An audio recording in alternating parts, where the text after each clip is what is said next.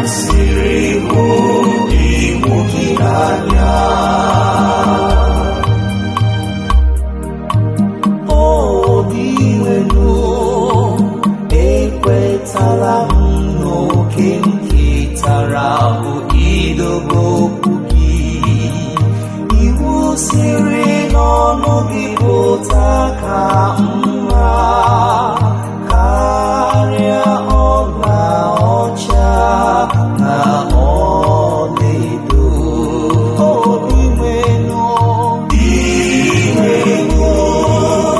lee ka m siri hụ iwu gị n'anya. Ka ịhụnanya gị dị njikere ịtasị m obi, dịka nkwa ikwere m odibo gị siri dị. Ka ịhụnanya gị bịakwute m, ka m wee dị ndụ, n'ihi na iwu gị na-atọ m ụtọ. Obi nwenu, lee ka m siri hụ iwu gị n'anya.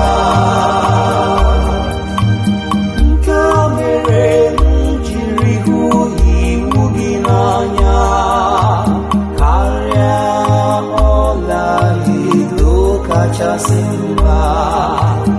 Ana m ebi ndụ m dịka nkuzi gị siri dị. Akpọrọ m ụzọ aghụghọ niile asị. Obi nwenu, lee ka m siri hụ iwu gị n'anya.